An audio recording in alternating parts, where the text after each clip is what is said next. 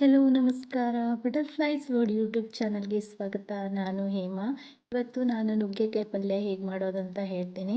ಮೊದಲನೇದಾಗಿ ನುಗ್ಗೆಕಾಯಿ ಒಂದು 5, ಒಂದೆರಡು ಈರುಳ್ಳಿ, ಹಾಗೆ ಸ್ವಲ್ಪ ಕರಿಬೇವು,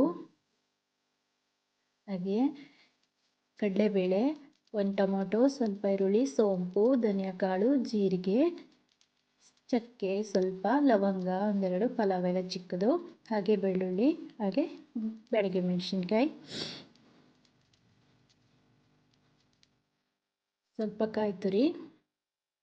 ಇದನ್ನು ರುಬ್ಬೋಕೆ ಹಾಕೋದು ಬೇಡ, ಹಾಗೆಯೇ ಇಟ್ಕೊಳ್ಬೇಕು, ಕೊನೆಯಲ್ಲಿ ಹಾಕೋದು. ಒಂದು ಬಾಣಲೆ ಬಿಸಿ ಮಾಡಿ ಅದಕ್ಕೆ ಸ್ವಲ್ಪ ಎಣ್ಣೆ ಹಾಕ್ಕೊಳ್ಬೇಕು. ಹಾಗೆ ಬ್ಯಾಡಗಿ ಮೆಣಸಿನ್ಕಾಯಿ ಹಾಕಿ ಫ್ರೈ ಮಾಡ್ಕೊಳ್ಬೇಕು. ಫಸ್ಟ್ ಟೈಮ್ ಏನಾದರೂ ನನ್ನ ಯೂಟ್ಯೂಬ್ ಚಾನಲ್ ನೋಡ್ತಾ ಇದೆ ದಯವಿಟ್ಟು ಸಬ್ಸ್ಕ್ರೈಬ್ ಮಾಡಿ, ಲೈಕ್ ಮಾಡಿ, ಶೇರ್ ಮಾಡಿ. ಓಕೆ, ಈ ಥರ ಫ್ರೈ ಮಾಡಿದ್ದಾಗಿದೆ. ಈಗ ಜೀರಿಗೆ, ಸೋಂಪು ಕಾಳು, ಧನಿಯಾಕಾಳೆಲ್ಲ ಹಾಕಿಬಿಟ್ಟು ಫ್ರೈ ಮಾಡ್ಕೋಬೇಕು.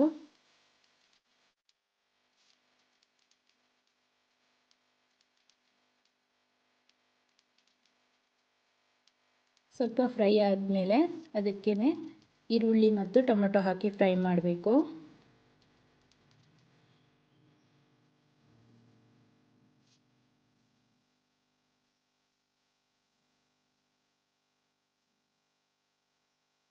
ಆಫ್ ಮಾಡಿ ಈಗ ಸೈಡ್ ಇಟ್ಕೊಳ್ಳಿ. ಇವಾಗ ಬೇಯಿಸ್ಲಿಕ್ಕೆ ಇಡೋದು. ಈಗ ನುಗ್ಗೆಕಾಯಿ ಮತ್ತು ಈರುಳ್ಳಿನ ಎರಡನ್ನು ಎಷ್ಟು ಬೇಕೋ ನೀರು ಅಷ್ಟು ಹಾಕಿಬಿಟ್ಟು ಬೇಯಿಸೋಕೆ ಇಡೋಣ.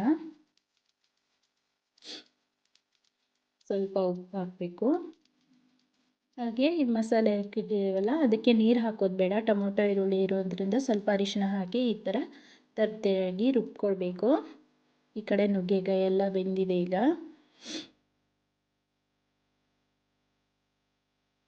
ಈಗ ಮಸಾಲೆನ ಹಾಕ್ಕೊಳ್ಬೇಕು.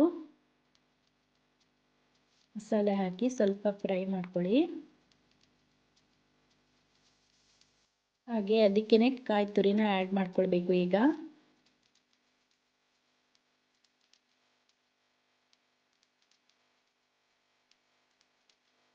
ತಿರ್ಸ್ತಾ ಇರಬೇಕು, ಇಲ್ಲಾಂದರೆ ತಳ ಇಟ್ಕೊಳ್ಳುತ್ತೆ.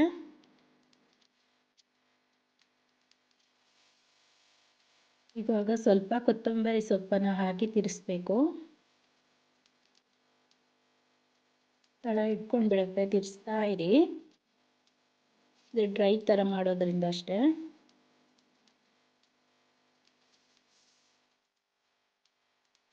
ಸ್ವಲ್ಪ ಉಪ್ಪು ಹಾಕಿ ಫ್ರೈ ಮಾಡ್ಕೊಳ್ಳಿ. ಇದನ್ನು ನೀವು ಚಪಾತಿ ಜೊತೆ, ಅನ್ನದ ಜೊತೆ, ಅಕ್ಕಿ ರೊಟ್ಟಿ ಜೊತೆ ತಿನ್ಬೋದು. ತುಂಬ ಚೆನ್ನಾಗಿರುತ್ತೆ. ಒಂದು ಸಾರಿ ಟ್ರೈ ಮಾಡಿ ನೋಡಿ. Thank you.